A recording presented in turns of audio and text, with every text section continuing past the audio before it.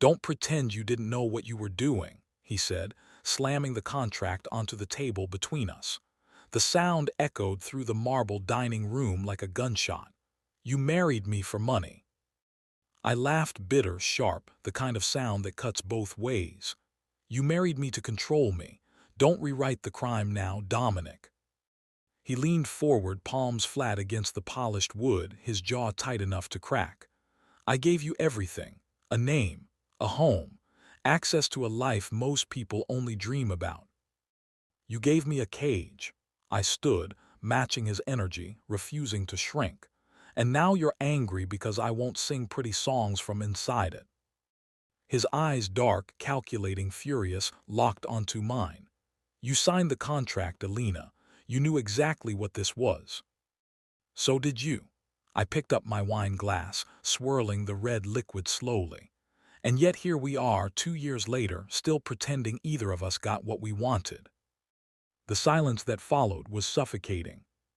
The contract sat between us like a third presence.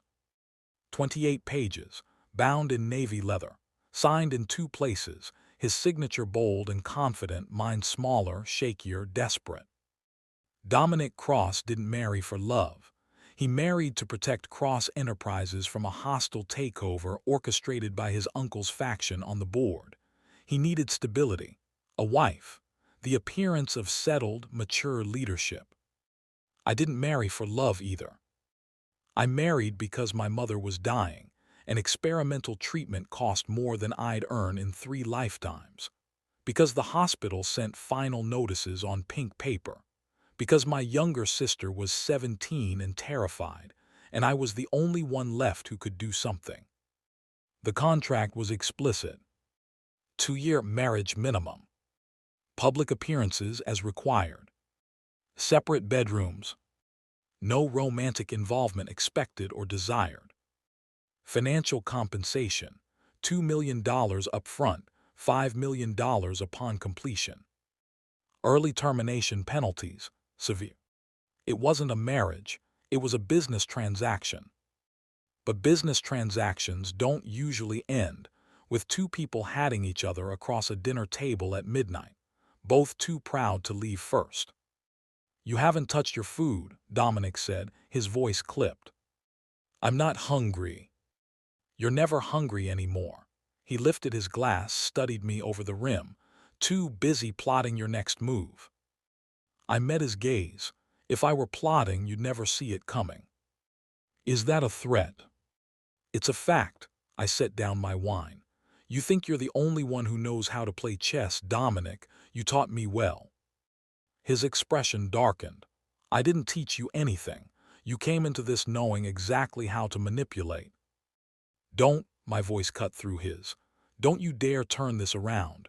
You wanted a decoration, an accessory, someone to smile at the cameras and keep your board happy. I've done that every single time. And taken my money while doing it." "Our asterisk agreement's money," I corrected. "The money asterisk you offered. The money you practically begged me to take because you were so desperate to lock down your precious company." He stood abruptly, his chair scraping against marble. "I saved you, Alina. Your mother would be dead right now if it weren't for me." The room seemed to tilt. I stood too, slowly, my hands pressed against the table to keep them from shaking. "You didn't save anyone. You bought compliance. There's a difference." "You could have said no." "Could I?" My voice was dangerously quiet now. "Could I really? When the alternative was watching my mother die? When my sister would have ended up in foster care? Tell me, Dominic, what choice did you actually give me?" Something flickered in his eyes. Guilt, doubt. It vanished before I could name it. "You spent the money," he said. "Every penny of that upfront payment. Gone within 6 months. On what? Medical bills can't account for all of it." "That's none of your business." "It is when you're asterisk my wife asterisk." "On paper," I shot back. "Only on paper, and you've made sure I never forget that distinction." Before we continue, can I ask you a question? Where in the world are you watching from? Comment below because we'd love to know how far these stories travel, and hit that subscribe button. He moved around the table, closing the distance between us. Not threatening, but imposing. Dominic didn't need to threaten. His presence did it for him. 6'3", broad shoulders, the kind of face that graced magazine covers and boardroom portraits. 42 years old, every one of them spent building, controlling, dominating.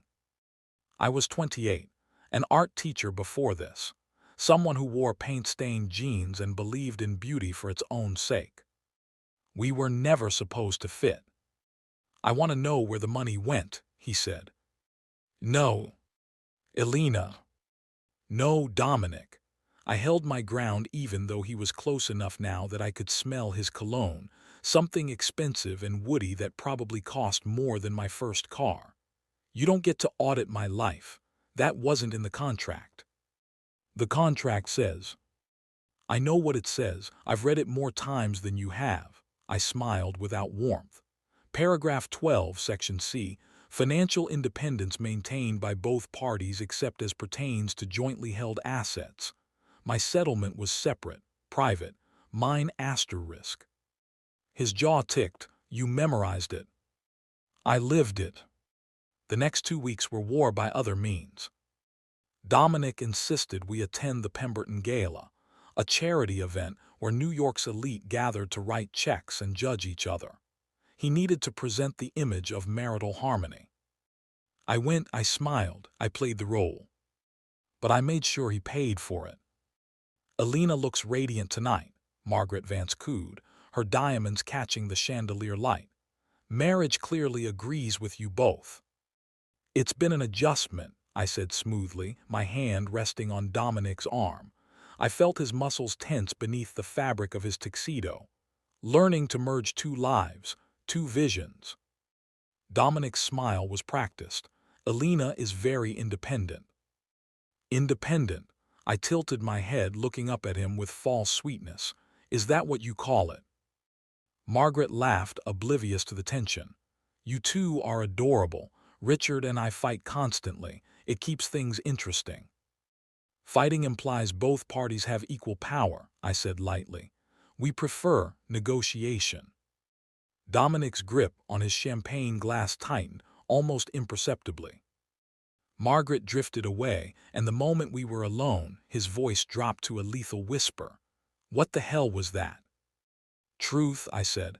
"You wanted me here, I'm here, but I won't pretend to be grateful for it." "You're making me look weak." "I'm making you look human." I pulled my arm free. "Maybe that scares you more." The drive home was silent.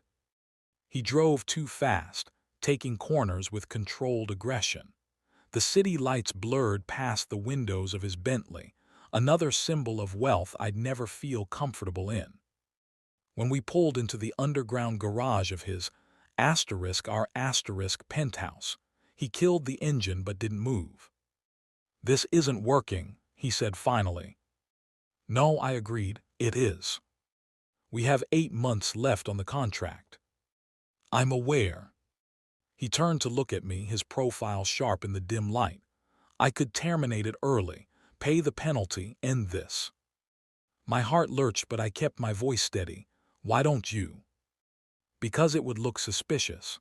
The board would question my judgment again." "Of course." I unbuckled my seatbelt. "It's always about appearances with you." "What else is there?" His tone was genuinely curious, as if the question weren't devastating. "In my world, appearances are asterisk reality. Perception drives stock prices. Confidence affects billions in capital." "And people?" I asked quietly. "Where do actual human beings factor into your equations?" He didn't answer. I got out of the car. 3 days later, Dominic's attorney called me into a meeting. Richard Chen was everything a billionaire's lawyer should be. Sharp suit, sharper mind, loyalty bought and paid for in retainer fees that could fund a small country. "Mrs. Cross," he said, gesturing to a chair in his glass-walled office overlooking Manhattan. "Thank you for coming." Did I have a choice? A thin smile. Everyone has choices. Some just have more palatable options than others. I sat. "What does Dominic want now?" Mr. Cross has become concerned about certain financial activities conducted under your name. My blood went cold, but I kept my expression neutral. I wasn't aware my finances were subject to review. Richard opened a folder. Normally, they wouldn't be. However, when large sums are moved through accounts that could potentially be traced to cross-family assets, it becomes a matter of legal liability.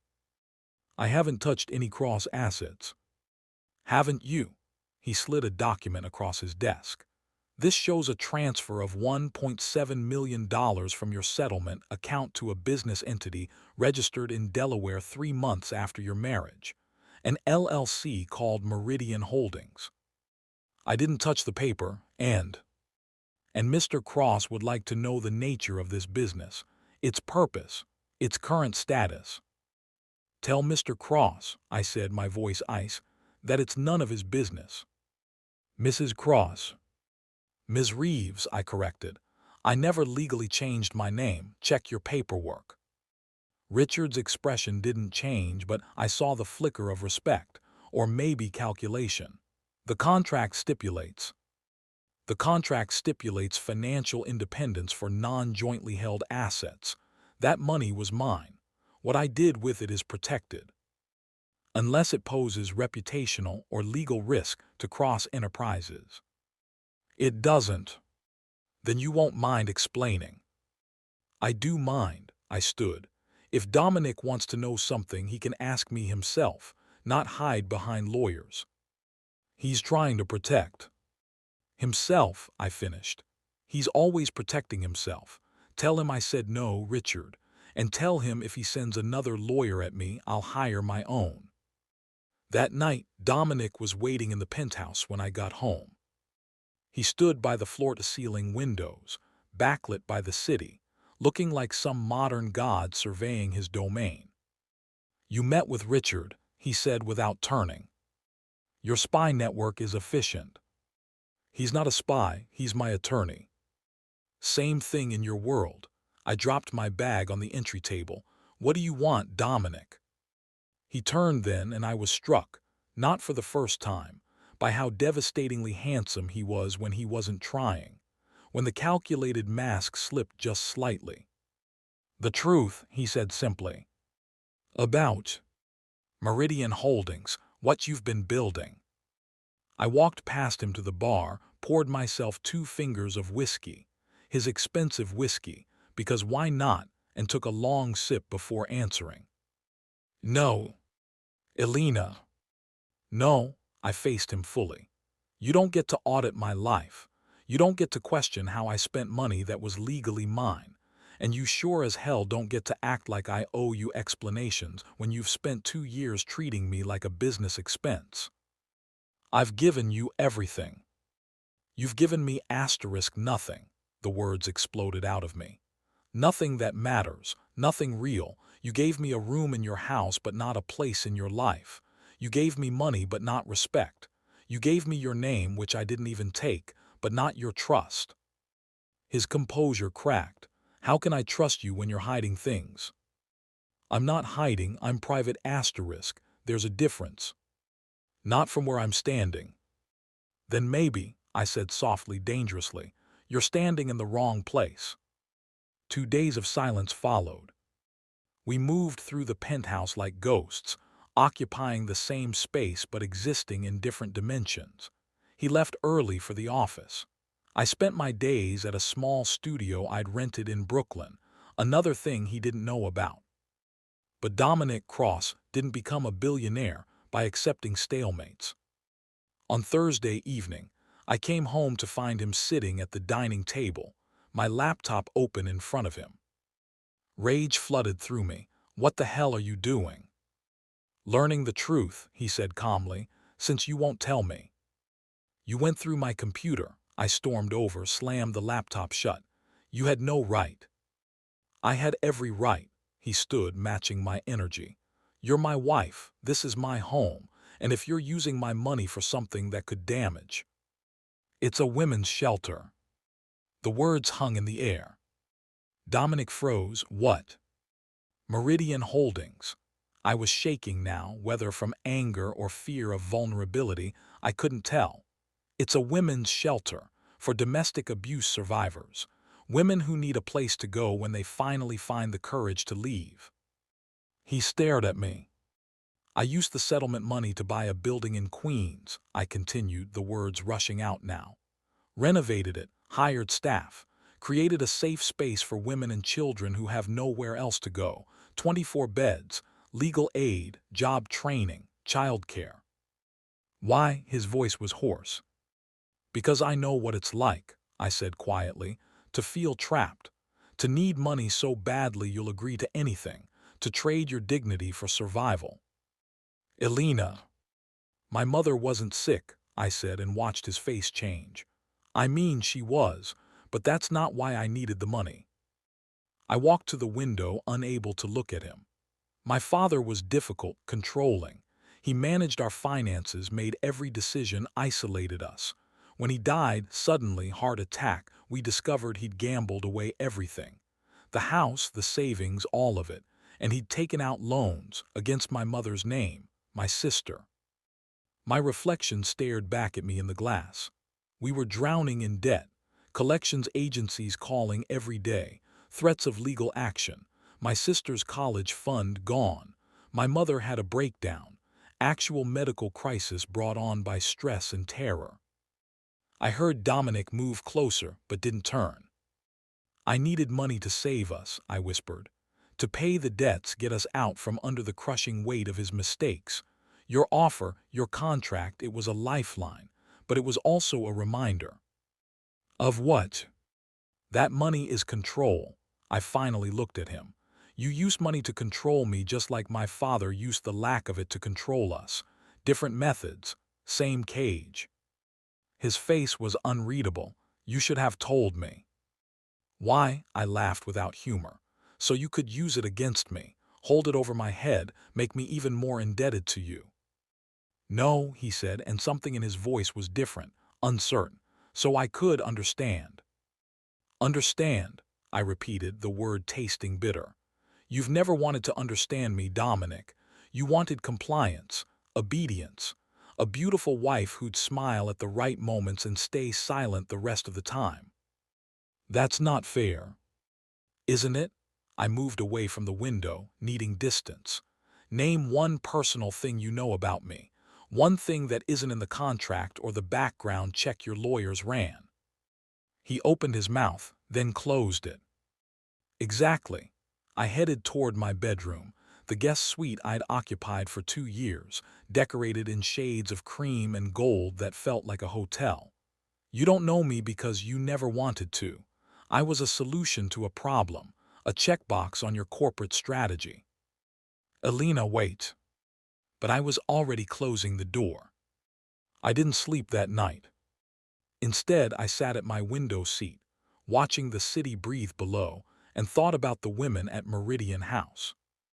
There was Teresa, 34, 2 kids, who'd finally left after her husband put her in the hospital for the 3rd time.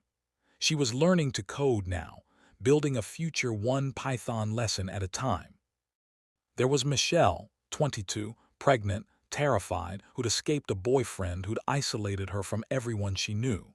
She was studying for her GED, determined her baby would see her graduate. There was Anita, 57, who'd spent 30 years married to a man who controlled every dollar, every decision, every breath. She was learning to drive for the first time in her life. These women were why I'd taken Dominic's money without guilt. They were why I'd signed a contract that made my skin crawl. They were why I'd endured 2 years of cold civility and careful distance. Because if my cage could buy their freedom, it was worth it. Morning came gray and heavy. I emerged from my room to find Dominic in the kitchen, an unusual sight. He typically left before dawn, fueled by espresso from his office's private barista. He was making coffee, badly, judging by the mess on the marble counter. "You're still here," I said. I called in. He didn't turn around, told them I needed the morning. Dominic crossed taking time off. I leaned against the doorframe.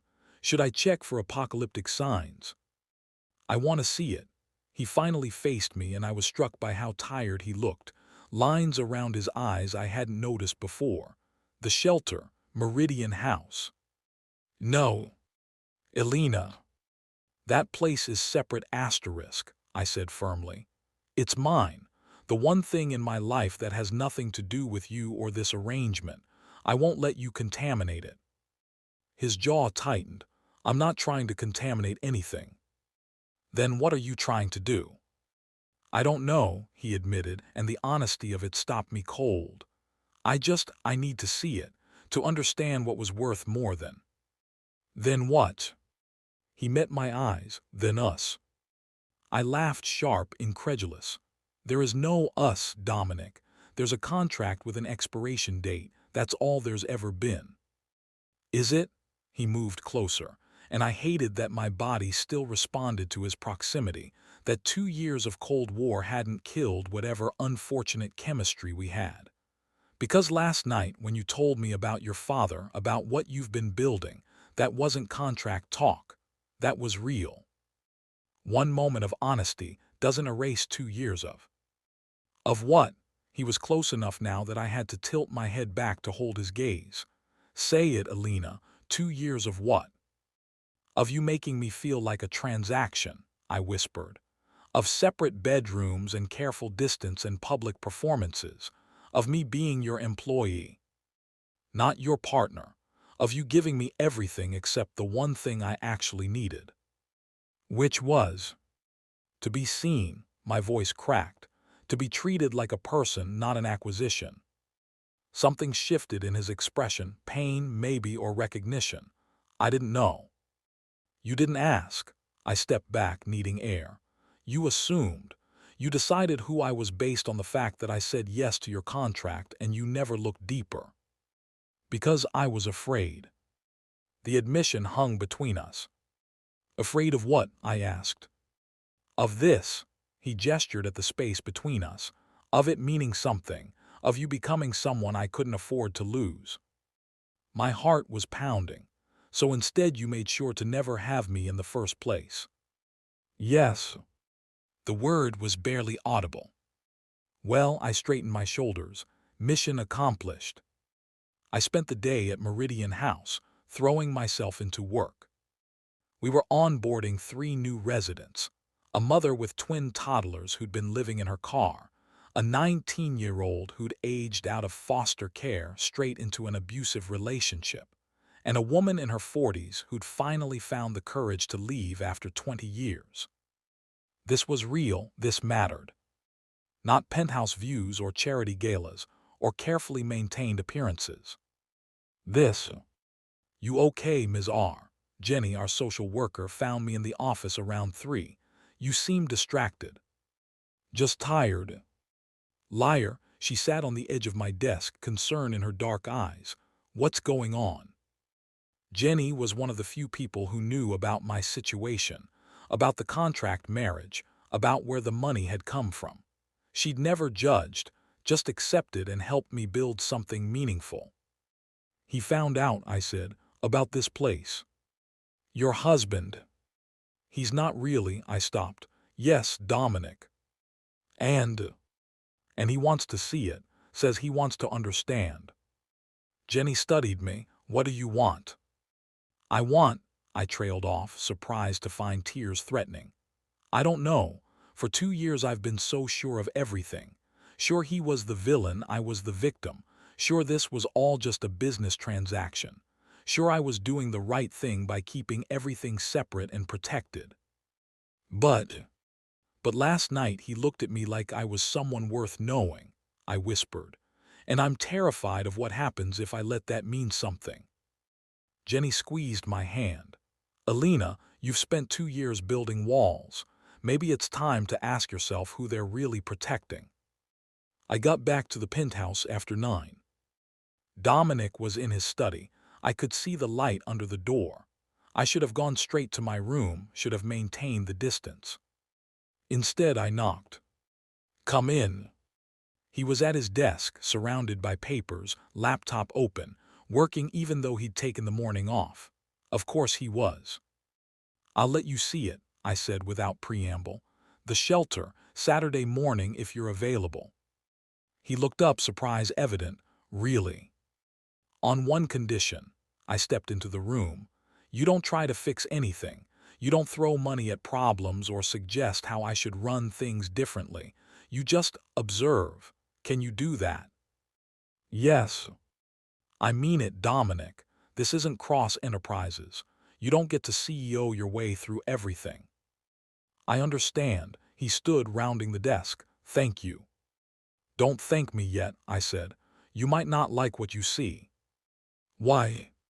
Because it's a mirror. I held his gaze. Every woman there is a reminder of what happens when men use money as control, when power becomes more important than people, when someone becomes so afraid of vulnerability they choose dominance instead. His face went very still. You think I'm like them, the abusers. I think you're afraid of becoming your father, I said quietly, taking a guess based on fragments I'd pieced together over 2 years. And in trying to avoid that, you've become something just as cold. You don't know anything about my father. Then tell me, I moved closer. Tell me one true thing, Dominic, not strategy, not business, not performance, something real. The silence stretched. He was weak, Dominic finally said, his voice low. My father, brilliant, charming, successful, and weak. He let emotion cloud his judgment, let people manipulate him through sentiment. He nearly lost everything because he trusted the wrong person, believed in love over contracts. Your mother, his business partner, his laugh was hollow. My mother left when I was 8. She said she couldn't compete with his ambition. The partner, Richard Stanton, he was like family, my father's best friend. He trusted him completely. And Stanton nearly destroyed everything, stole millions, all while pretending to care. Understanding dawned. So you learned to trust contracts instead of people. Contracts don't lie, he said. They don't pretend to be something they're not. They're clear, explicit, binding. They're also cold, I said softly. And they can't hold you when you're afraid. They can't make you laugh. They can't build something that matters. But they can't betray you either. No, I agreed. They can't, but they also can't love you. His eyes met mine, and something in their depths made my breath catch. Is that what you want? He asked, his voice rough. Love. I want truth, I said. I want someone who sees me as a partner, not a liability. Someone willing to be vulnerable enough to build something real. And if I don't know how, then we have 8 months to figure out if you can learn. Saturday morning arrived cold and bright. Dominic met me in the foyer at 8, dressed down in dark jeans and a charcoal sweater, the most casual I'd ever seen him. He looked younger somehow, less armored. Ready? I asked. No, he admitted, but I'm here. The drive to Queens was quiet. I navigated through neighborhoods that got progressively less polished, where bodegas replaced boutiques and chain-link fences outnumbered pristine hedges.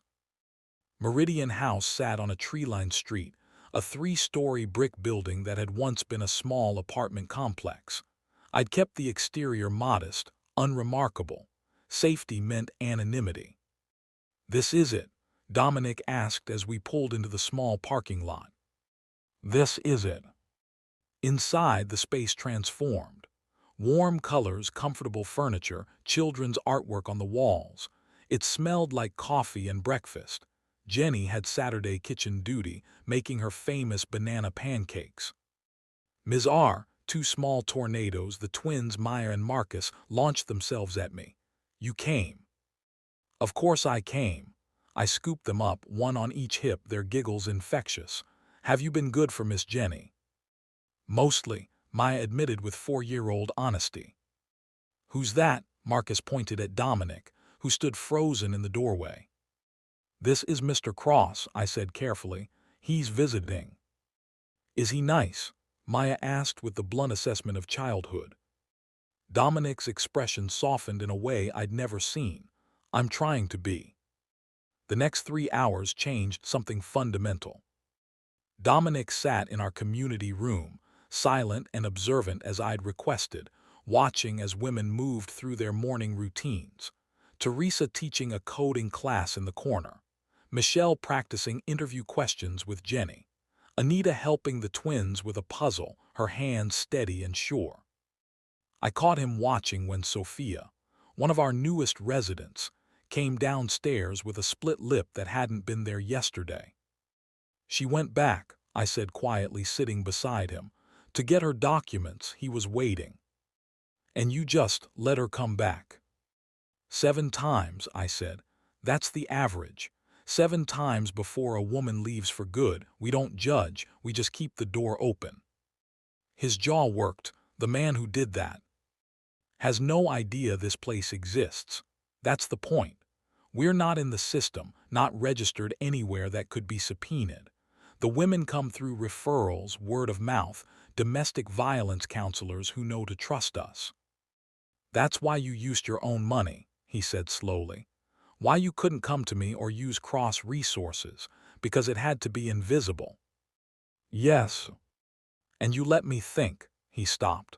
You let me believe you were just spending it frivolously, that you were the mercenary I accused you of being. Would you have believed the truth? I asked. 2 years ago, when you were so certain you knew exactly who I was. He had no answer. Lunch was chaotic, beautiful. 15 women and 7 children around mismatched tables, talking over each other, laughing, the sound of safety and normalcy. Maya insisted Dominic sit next to her, peppering him with questions about his fancy car and whether he knew any princesses. He answered with surprising patience, and I saw several of the women watching him with cautious curiosity. Your husband, Teresa asked me quietly as we cleared plates. It's complicated. Ain't it always? She smiled. He looks at you like you're a puzzle he's trying to solve. That's one way to put it. Could be worse, she said. Could be a man who thinks he's already got you figured out. Those are the dangerous ones. We left around 2. Dominic was silent until we were back in the car, city-bound. I want to help, he said finally. No. Elena. I told you, no fixing, no money. This isn't another business problem for you to solve. That's not, he gripped the steering wheel. Those women, those children, they deserve more than a modest building in Queens. They deserve security, expansion, resources. They deserve dignity, I interrupted. They deserve a space that's theirs, not dependent on the whims of a billionaire benefactor who might lose interest or use it as leverage. You think that's what I'd do? I think money is power and power corrupts, even with good intentions. I stared out the window. The moment I take your money, it becomes partly yours. You get a say, a voice. And suddenly it's not a shelter anymore. It's a Cross Enterprises charity project. That's not fair. Isn't it? I turned to face him. Tell me honestly, if you funded Meridian House, could you resist suggesting improvements, efficiency measures, better ROI on the social impact? His silence was answer enough. That's what I thought, I said softly. You can't help it, Dominic, it's who you are. Everything's a portfolio to optimize. And what are you? His voice was rough. In my portfolio. I was supposed to be a hedge, I said, against instability, against corporate vulnerability, a 2-year investment with guaranteed returns. Was. The contract ends in 8 months. I watched the city blur past. Then I'll be nothing, just another expired position. The next few weeks were different. Dominic started coming home earlier. Not early, he was still a workaholic, but 6 instead of 9, 7 instead of midnight. We'd eat dinner together sometimes, conversations stretching beyond polite necessity into something almost real. He asked about the shelter, I deflected. He asked about my childhood, I gave him fragments. He asked what I wanted after the contract ended. I didn't know how to answer. There's a board meeting next week, he said one evening, swirling wine in his glass. They'll want to meet you, properly this time, not just photo ops. Why? Because the contract's working. He set down his glass. Stock's stable. The hostile takeover died. My uncle retired. Everything I needed to accomplish has been accomplished. Congratulations. The word tasted bitter. Elena. No, really, mission accomplished. You got what you wanted. Cross Enterprises is secure, your position is unassailable, and all it cost was 2 years of pretending to be married. I stood. Must feel good. It feels hollow, he said quietly. I stopped. Every day I go to that office, make decisions that affect thousands of people, move billions in capital. And every night I come back to this apartment where the one person who should matter most is counting down the days until she can leave. You built this, I reminded him. You wanted distance, protection, no emotional complications. I was wrong. The words hung in the air like smoke. About what? I asked. All of it. He stood, closing the distance between us. The contract was supposed to protect me. Instead, it's the thing keeping me from. From what? You. His hand lifted, hovering near my face but not touching. The real you. Not the woman playing a role, but the person who builds shelters and believes in second chances and lets 4-year-olds interrogate me about princesses. My heart was pounding. Dominic. I know I don't deserve it, he continued, words coming faster now like a dam breaking. I know I've been cold and controlling and everything you accused me of, but I'm asking, begging, for a chance to be different, to build something real in whatever time we have left. 8 months, I whispered. Or longer. His hand finally made contact, cupping my cheek with surprising gentleness. If you'd want that, if I haven't destroyed every possibility of. I kissed him. It wasn't planned, wasn't strategic. Just a sudden, desperate need to shut him up and feel something other than the careful distance we'd maintained for 2 years. He froze for half a second, then responded with an intensity that stole my breath. His hands tangled in my hair, pulling me closer, and I was drowning in 2 years of repressed want and anger and confusion. When we finally broke apart, both breathing hard, his forehead rested against mine. We can't, I said, even as my hands clutched his sweater. The contract specifically says. Fuck the contract. I laughed, surprising myself. Dominic Cross breaking his own rules. For you, his thumb traced my lower lip. I'd burn every contract I've ever signed. But reality was more complicated than movie moments. Over the next month we tried, really tried. He made an effort to be present, to ask questions, to see me as more than a contractual obligation. I tried to let my walls down, to believe this shift was real and not just another strategy. We had dinner together most nights. Started sleeping in the same bed, just sleeping at first, then more, the physical chemistry we denied for 2 years finally unleashed. It should have been a fairy tale. The cold billionaire melting, the trapped wife finding freedom in unexpected love. But fairy tales don't account for 2 years of resentment. I want to make a donation, Dominic said one morning over coffee, to Meridian House, anonymous, completely hands-off, just money, no strings. No. Elena, be reasonable. I am being reasonable, I said, keeping my voice level. You're the one who can't accept that I don't want your help. It's not about help, it's about control, I finished. It's always about control with you. You can't just let something exist outside your influence. His expression darkened. That's not fair. I'm trying to support something you care about.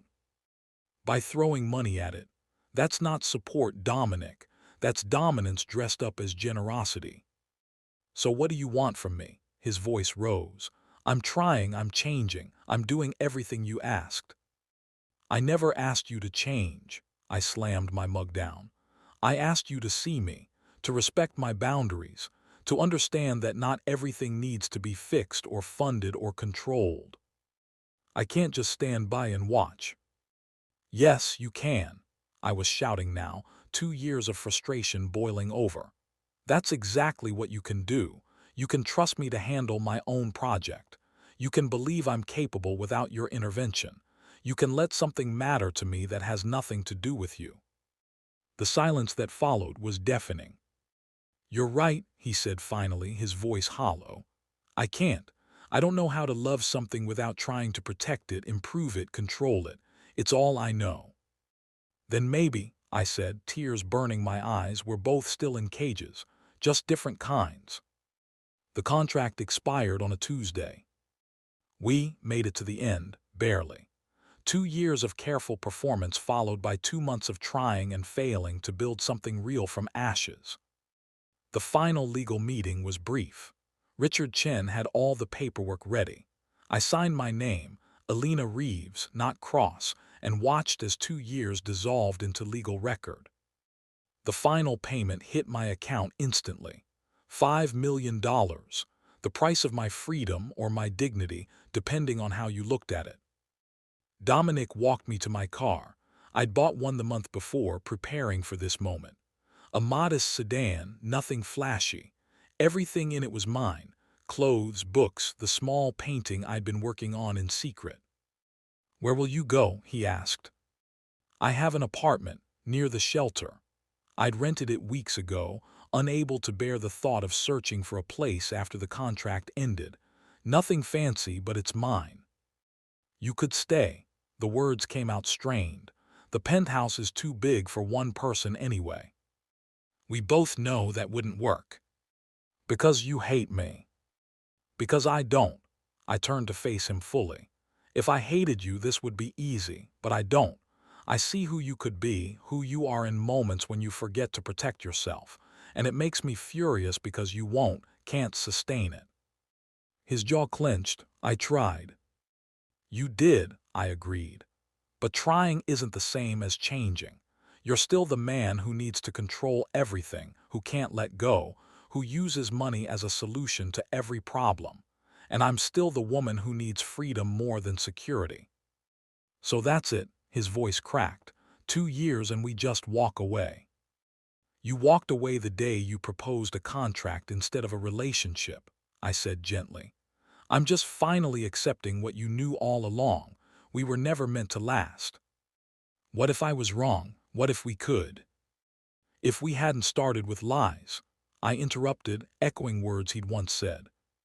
Would I have stayed? He went very still. Would you? I thought about it honestly. About the man I'd glimpsed beneath the armor, brilliant, wounded, capable of unexpected tenderness. About the way he'd looked at Maya and Marcus, the way his hands trembled the first time we'd been intimate, the way he'd tried, really tried, to be different. I don't know, I admitted. The Dominic I met those last 2 months, maybe. But the man who proposed a contract, who saw me as a solution to a problem, never. And now? Now it doesn't matter. I opened my car door. The contract's over. We both got what we signed up for. Anything else is just what-ifs. Elena. Goodbye, Dominic. I got in my car before I could change my mind, before the tears could fall, before I could see the devastation on his face and make the mistake of thinking love could fix what power had broken.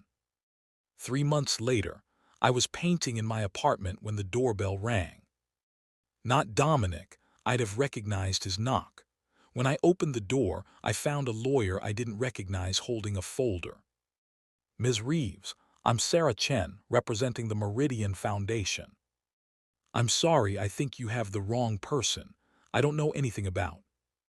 The foundation was created to support Meridian House and other organizations like it, she continued smoothly. Anonymous funding, no strings attached, managed by an independent board. You've been named director, with complete autonomy over operations and expansion. My heart stopped. Who created this foundation? I'm not at liberty to say, but I was asked to deliver this. She handed me an envelope. Inside was a single sheet of paper, not a contract, just a letter handwritten. Alina *, You were right. I can't stop trying to fix things, but maybe I can learn to fix them the right way. This isn't a donation to Meridian House. It's a foundation to support your vision however it evolves. You're the director. You choose the board. You make every decision. I have no involvement, no say, no control. The only strings attached are the ones I'm finally cutting, the ones I used to keep you close while pushing you away.